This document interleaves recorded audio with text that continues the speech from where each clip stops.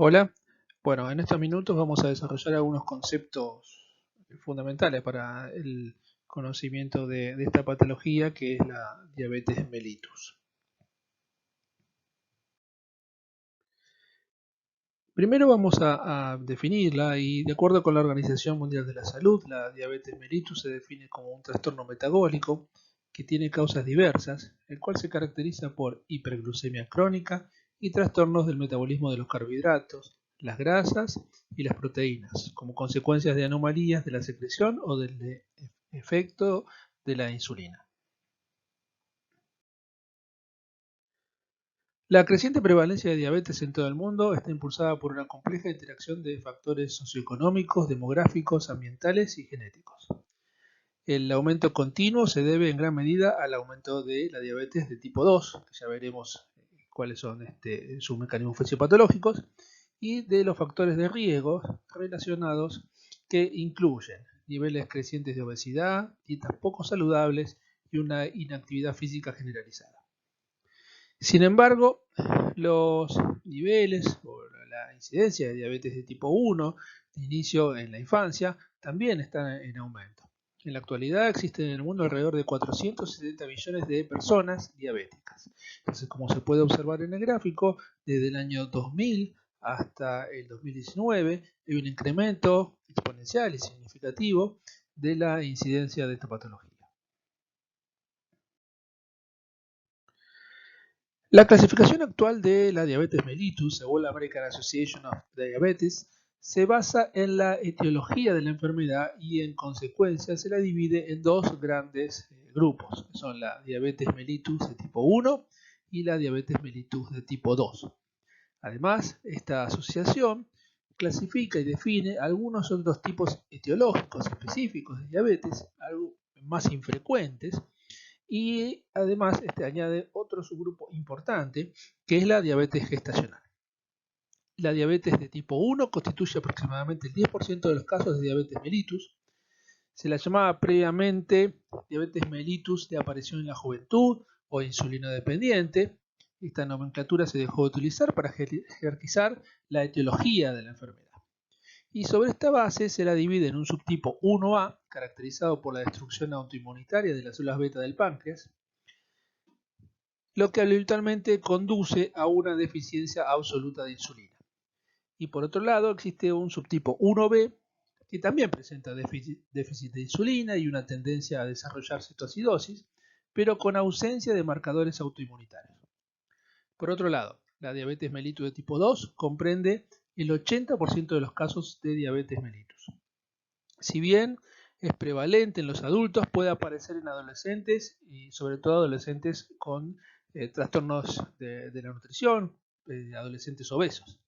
Además de los dos tipos principales de diabetes mellitus, existe un bajo porcentaje de casos especiales que tienen una etiología específica.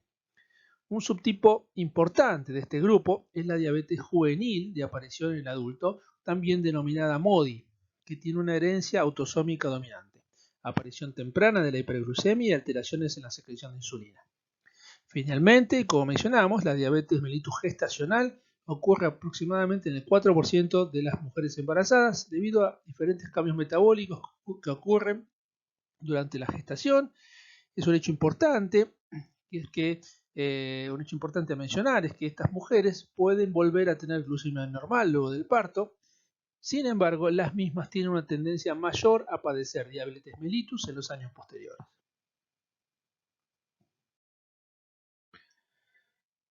La característica más destacable de la diabetes mellitus de tipo 1 es la destrucción de las células beta del páncreas, lo que genera una deficiencia absoluta de insulina. Mientras que el subtipo 1B es idiopático, la patogénesis del subtipo 1A está mediada por el sistema inmunitario y ha sido estudiada con mayor detalle. Al igual que en otras patologías, existe una interacción entre factores genéticos y ambientales. Una predisposición genética, existe claramente un fundamento genético para el desarrollo de diabetes mellitus de tipo 1, y en este sentido han sido descritos más de una docena de locus de predisposición genética. El más importante de estos es el locus HLA en el cromosoma 6p21, que según algunos autores contribuye hasta en un 50% a la predisposición a desarrollar este tipo de diabetes. El 90, más o menos 90-95% de las personas de raza blanca con este tipo de enfermedad expresa un haplotipo HLA-DR3 o HLA-DR4 comparado con el 40% de las personas que están libres de enfermedad. Mientras que entre el 40 y 50% de los individuos con diabetes mellitus de tipo 1 son heterocigotas, combinando DR3 y DR4 frente al 5% de las personas sanas. Además, las personas sanas con DR3 o DR4 combinados con haplotipo DQ8 tienen uno de los riesgos hereditarios más altos de desarrollar diabetes mellitus tipo 1.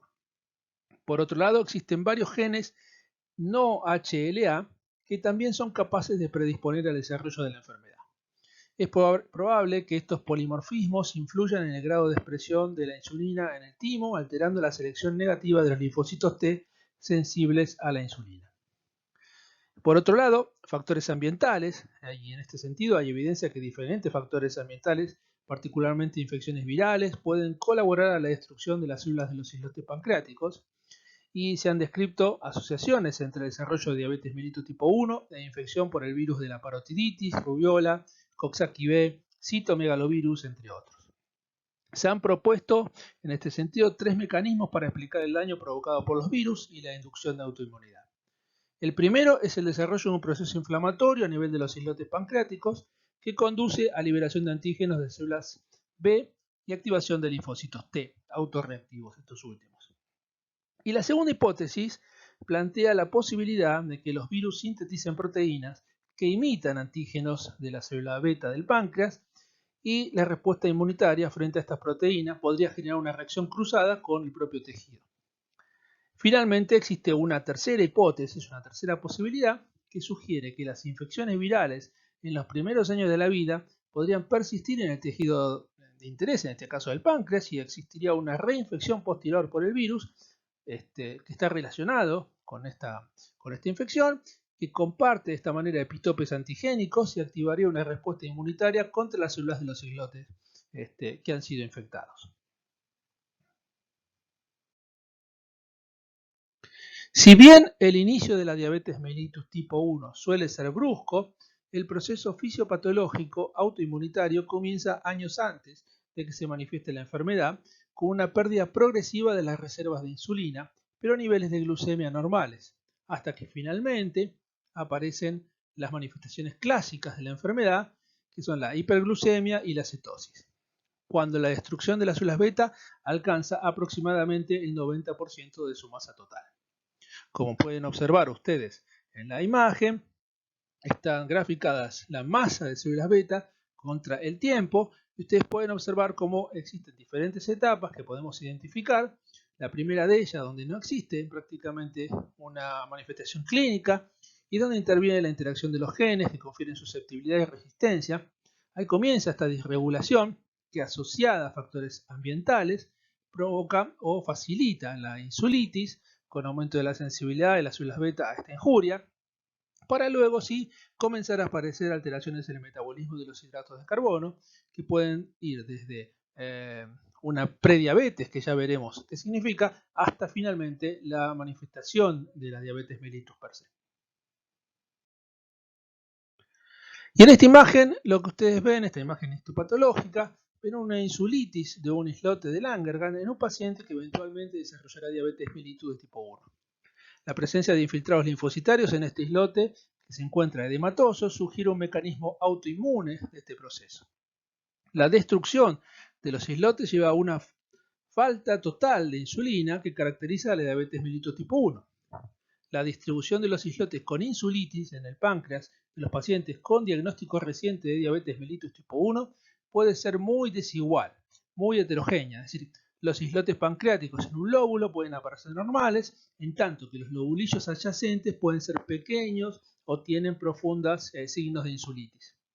Estas diferencias pueden reflejar las diferentes actividades secretoras de insulina de las células del islote, preferentemente encontrando células beta destruidas. Existen algunos marcadores inmunológicos en esta patología que ustedes deben conocer. Algunos de ellos son el anticuerpo anticélulas de islote, que precede en años a la aparición de los síntomas, reaccionan contra el citoplasma de las células del islote y son de tipo IgG. Luego tenemos los autoanticuerpos antiinsulina, que son detectados en la fase más inicial, lo que veremos más adelante como prediabetes, y en el comienzo clínico de la diabetes tipo 1. Su blanco es la insulina y su detección no es posible tras la insulinoterapia. Luego tenemos los anticuerpos antiglutamato de carboxilasa. En el 75% de los pacientes con diabetes son positivos. Es el mejor marcador, si no decae en el tiempo, es un marcador precoz y se observan hasta 10 años antes del comienzo de la diabetes clínica. Tienen gran especificidad y sensibilidad como predictor en individuos predispuestos. Y finalmente los anticuerpos antitirosina fosfatasa, que son anticuerpos antirreceptor de insulina que se pueden utilizar en diferentes o aparecen en diferentes enfermedades endocrinas. Bien, ¿qué podemos decir de la diabetes mellitus idiopática? Que como su nombre lo menciona, la etiología es desconocida, que hay ausencia de evidencia de autoinmunidad, que se da más frecuentemente, hay una prevalencia más elevada en africanos y asiáticos, tiene una causa hereditaria, pero no hay asociación, o por lo menos no ha sido descrita una asociación con el HLA, presenta insulinopenia y riesgo de cetosis y obviamente tiene requerimiento de insulina. La diabetes mellitus de tipo 2, pasemos a este otro tipo de diabetes, es un trastorno heterogéneo y multifactorial con una prevalencia mayor y etiología más compleja que la diabetes mellitus de tipo 1.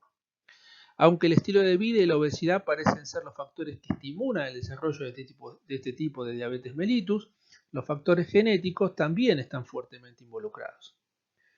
Para comprender los mecanismos celulares y moleculares responsables de la diabetes mellitus de tipo 2, es necesario describir brevemente el mecanismo de regulación de la glucemia. La insulina es la hormona clave para la regulación de la glucosa en la sangre y en general la normoglucemia es mantenida por la interacción equilibrada entre la acción y secreción de insulina. Entonces, es importante destacar que las células beta del páncreas pueden adaptarse a diferentes situaciones. Es decir, una disminución de la acción de la insulina se acompaña de la regulación positiva de la secreción de insulina y viceversa.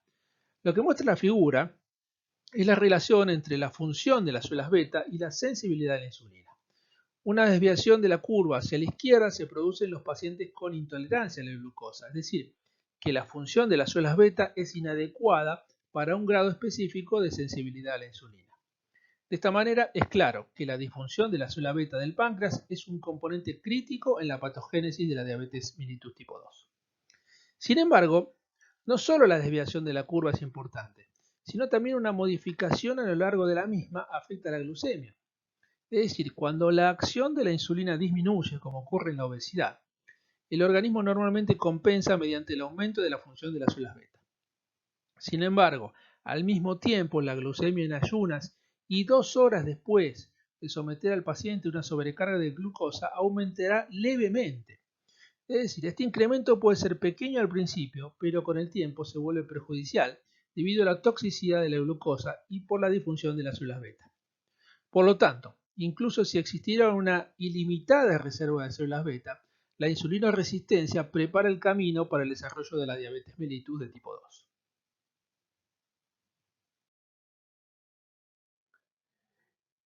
La diabetes mellitus de tipo 2, se han descrito diferentes factores de riesgo que predisponen a un individuo para el desarrollo de diabetes mellitus de tipo 2. Entre ellos tenemos una extensa lista, yo aquí les he puesto algunos de los más importantes, como son el sobrepeso, obesidad, la edad, mayor de 45 años, importantes son los antecedentes familiares de diabetes.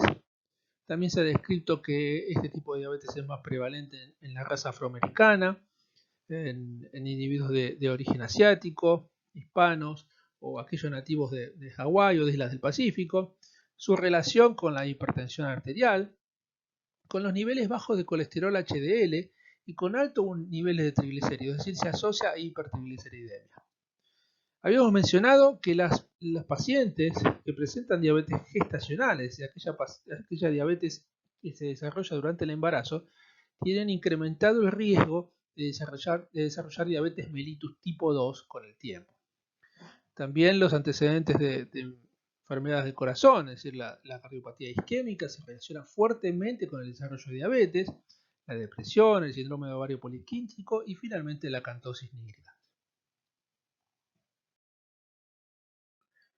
En la diabetes mellitus de tipo 2 existe una situación de insulinoresistencia y una inadecuada captación de la glucosa dependiente de insulina por parte de los tejidos, en especial de hígado, músculo y tejido adiposo, y supresión de la producción endógena de glucosa por parte del hígado.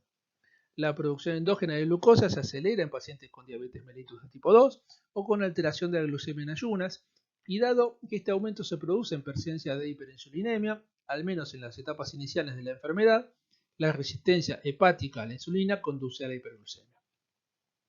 La resistencia a la insulina se asocia fuertemente con la obesidad y la inactividad física.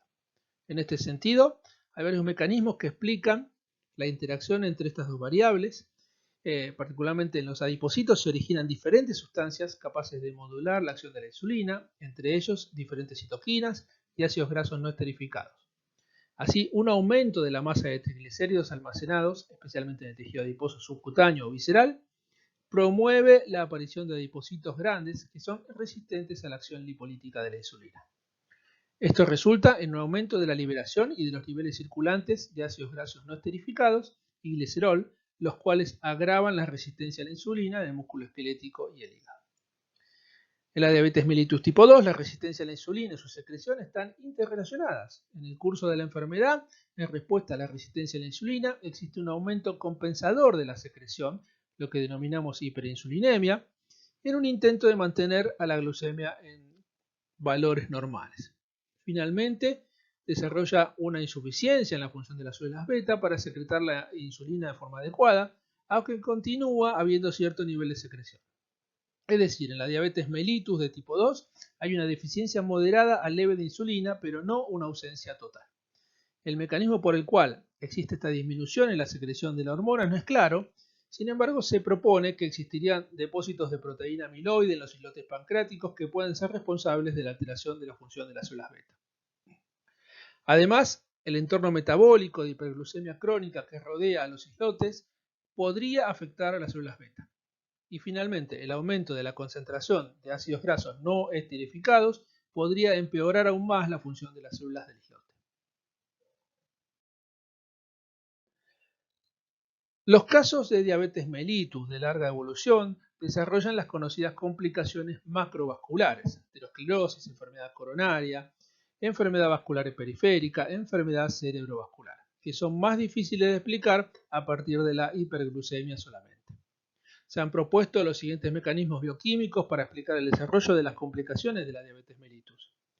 Entre las diferentes propuestas se puede mencionar a la glicolización no enzimática de las proteínas. El grupo amino de muchas proteínas se puede unir a la glucosa por un mecanismo no enzimático que se denomina glicosilación, el cual es directamente proporcional al grado de hiperglucemia. Entonces, un ejemplo de esto es la utilización de la fracción de la hemoglobina denominada hemoglobina glicosilada como prueba para monitorear la glucemia de los 90 a 120 días previos a la determinación. De la misma manera, hay productos de glicolización lábiles irreversibles sobre el colágeno y otros tejidos de la pared de los vasos sanguíneos, y posteriormente estos se vuelven estables e irreversibles y forman los denominados productos finales de glicosilación avanzada, AGE, y estos AGE se unen a receptores de diferentes células y producen una gran variedad de cambios biológicos y químicos. Por ejemplo, el engrosamiento de la membrana basal vascular. Un segundo mecanismo involucrado en las complicaciones que se desarrollan en la diabetes mellitus son los cambios que ocurren en la vía de los polialcoholes o polioles. Este mecanismo es responsable de las lesiones que se observan en la aorta, el cristalino, el riñón y los nervios periféricos. En estos tejidos, la enzima aldosa reductasa reacciona con la glucosa para formar sorbitol y fructosa. Entonces, la acumulación de estas sustancias produce la entrada de agua a las células y en consecuencia su tumefacción y daño. Además, la acumulación intracelular de sorbitol causa la deficiencia de mioinositol, y lo que promueve esto el daño de las células de Schwann los pericitos de la retina. Estos polioles, polialcoholes producen una alteración del procesamiento normal de metabolitos intermedios, lo que conduce a las complicaciones de la diabetes mellitus. Y un tercer mecanismo propuesto es la lesión por radicales libres derivados del oxígeno. En estas situaciones, la hiperglucemia. Estas situaciones de hiperglucemia llevan a un incremento en la formación de especies reactivas del oxígeno por parte de la mitocondria, lo cual podría dañar diferentes células que son diana en la fisiopatología de la diabetes mellitus. El compromiso renal es una complicación común en los pacientes con diabetes mellitus. Se entiende por tal el conjunto de alteraciones morfológicas renales producidas por la diabetes. Se reconocen así alteraciones glomerulares, vasculares, intersticiales y tubulares que ustedes pueden observar en la imagen de la diapositiva.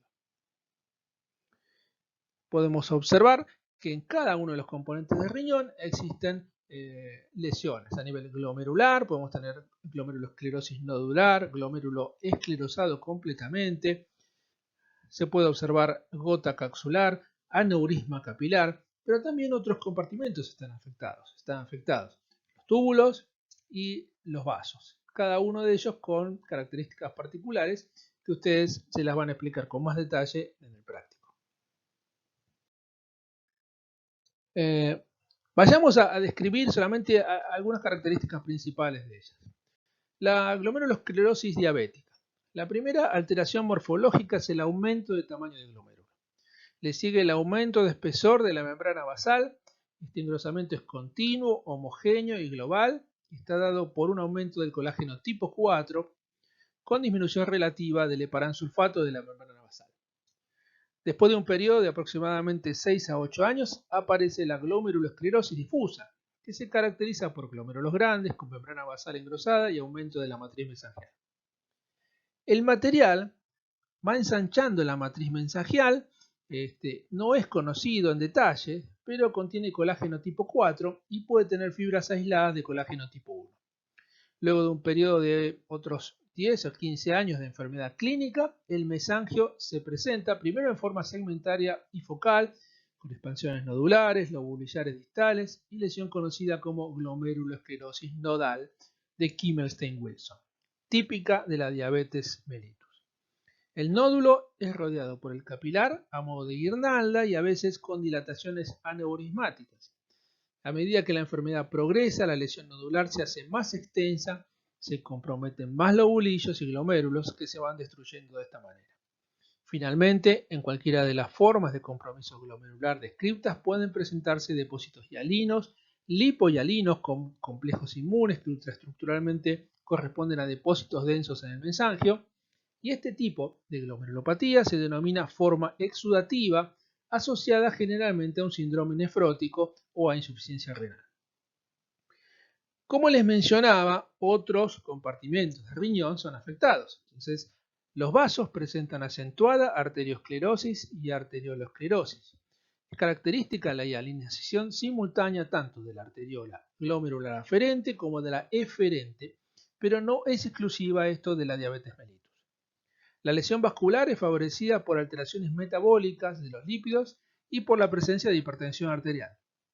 Existe isquemia relativa que resulta de la alteración vascular y que contribuye en forma importante a la destrucción de los nefrones. Los capilares intersticiales también tienen la membrana basal engrosada, lo que constituye la denominada microangiopatía diabética. El intersticio también está afectado, presenta alteraciones inespecíficas como fibrosis y células espumosas. Cuando existe algún tipo de infección asociada, se encuentra inflamación. Esto caracteriza a las pielonefritis que a veces se asocian y se suelen observar en pacientes con diabetes mellitus. Y las lesiones tubulares o lesiones de Armani-Epstein se observan en los túbulos como cambios inespecíficos, con reabsorción de gotas proteicas, atrofia y daño tubular. Las membranas basales de los túbulos, que estos túbulos están atróficos. Estas membranas son característicamente más gruesas y usualmente se observa, como mencioné, atrofia tubular. Este cambio de Armani-Epstein o células de Armani-Epstein consiste en depósitos de glucógeno en las células epiteliales del túbulo contorneado proximal y en las asas de Henle. Es muy raro verlo en la actualidad, se presenta en diabéticos descompensados, es decir, diabéticos que tienen glucemias superiores a 500 miligramos por decilitro y se debe a glucosuria severa. Es una alteración reversible sin manifestaciones funcionales.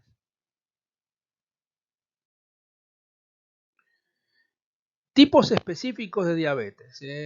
Podemos mencionar defectos genéticos de la función de la célula beta, la diabetes MODY de inicio juvenil, una diabetes mellitus no cetogénica de herencia autosómica dominante.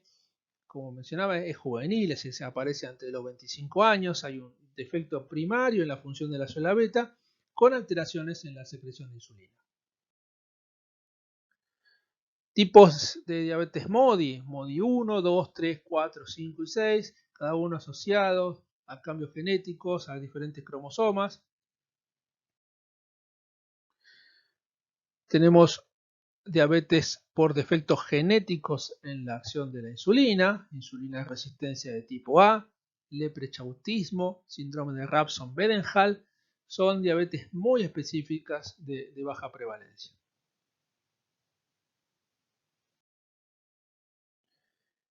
Enfermedades del páncreas exógeno, podemos mencionar la pancreatitis, algún trauma, la pancreatectomía, neoplasia, fibrosis quística y hemocromatosis, todas patologías que de forma, digamos, de diferente forma afectan al páncreas y pueden llegar a producir diabetes. Algunas endocrinopatías, como la acromegalia, el Cushing, glucagonoma, feocromocitoma, el hipertiroidismo y el hiperaldosteronismo, enfermedades entonces de origen endocrinológico que pueden en su evolución presentar diabetes.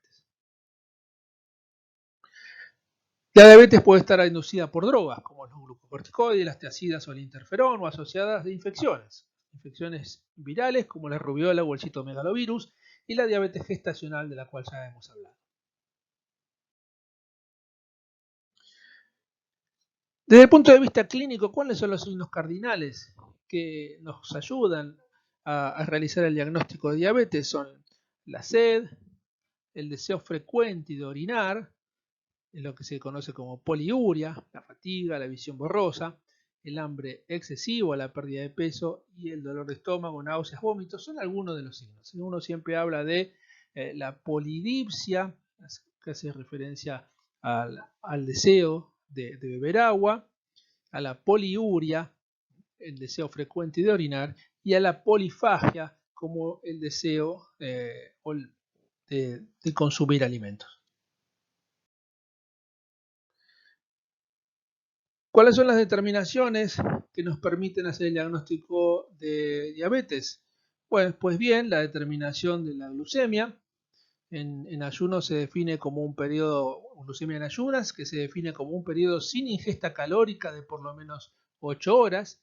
Cuando la determinación de glucemia es mayor o igual a 126 miligramos por decilitro en ayuna, podemos hacer el diagnóstico de diabetes. Cuando la glucemia plasmática es mayor a 200 miligramos por decilitro luego de 120 minutos posteriores a una prueba de tolerancia oral a la glucosa, hacemos el diagnóstico de diabetes. Y si la glucemia plasmática es mayor de 200 miligramos por decilitro en cualquier momento del día y existen algunos de esos síntomas cardinales que hemos mencionado, también podemos hacer el diagnóstico de diabetes, aunque estas pruebas deben ser repetidas.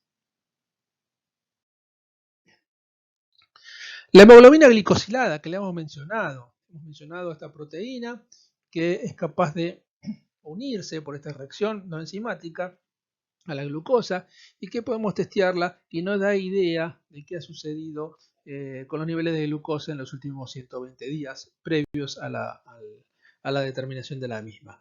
Este test se debe realizar usando un método específico, certificado, en pacientes con recambio normal de glóbulos rojos. El diagnóstico de diabetes debe usar solo criterios de glucosa en plasma y la hemoglobina glicosilada no es muy útil. En Argentina tenemos algunos problemas para homologar los métodos de determinación de hemoglobina glicosilada, por lo tanto el diagnóstico de diabetes solo por hemoglobina glicosilada no es del todo correcto, no es del todo avalado.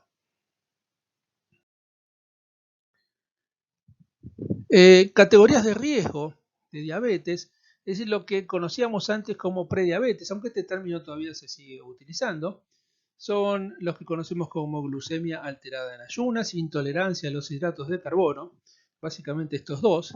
Es decir, que cuando realizamos una determinación de glucemia en ayunas a un paciente y esta determinación nos da entre 100 y 125 miligramos por decilitro, este paciente podemos considerarlo como un paciente que tiene una glucemia alterada en ayunas. Ahora sí, la determinación la hacemos luego de una prueba de tolerancia oral a la glucosa, es decir, y esta determinación nos da una glucemia entre 140 y 199, decimos que este paciente tiene una intolerancia a los hidratos de carbono. De la misma manera, podemos hablar de estas categorías utilizando la hemoglobina glicosilada, pero recuerden lo que yo les comenté respecto de las determinaciones de hemoglobina glicosilada en Argentina. Y finalmente, ¿cuáles son las complicaciones agudas severas de la diabetes mellitus? Las hipoglucemias y las hiperglucemias son las dos grandes, y dentro de las hiperglucemias hablamos del estado hiperosmolar o hiperglucémico no cetósico relacionado con la diabetes mellitus de tipo 2 principalmente, y de la cetoacidosis diabética relacionada principalmente con la diabetes mellitus tipo 1. La cetoacidosis diabética es la complicación metabólica aguda propia, como decía, de la diabetes mellitus de tipo 1, aunque también la podríamos encontrar en la diabetes mellitus de tipo 2 en situaciones de estrés. Se produce como consecuencia de un déficit relativo o absoluto de insulina que cursa con hiperglucemia generalmente muy elevada, superior a 300 miligramos por decilitro, cetonemia con cuerpos cetónicos totales en suero que son también elevados, más allá de 3 milimoles por litro, acidosis con pH que se reduce por debajo de 7.3, bicarbonato sérico también disminuido, y la cetoacidosis diabética se produce más o menos entre un 2-5% de los pacientes con diabetes mellitus de tipo 1 al año.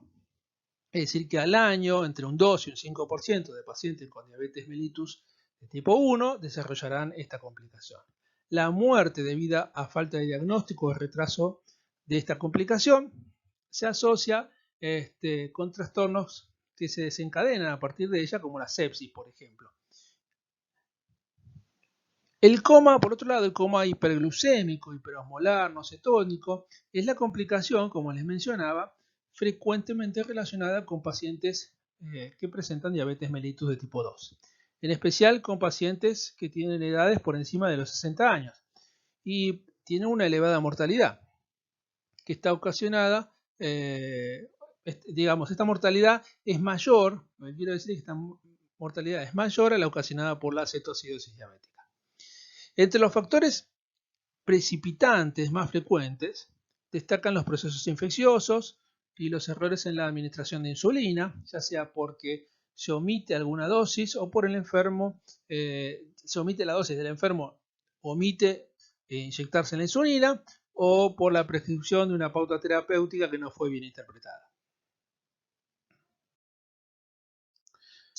Bueno, hasta ahora entonces vimos, creo que en estos minutos desarrollamos los conceptos más importantes de la diabetes mellitus, recorrimos la definición, los diferentes tipos de diabetes mellitus, la fisiopatología, los signos clínicos y el diagnóstico.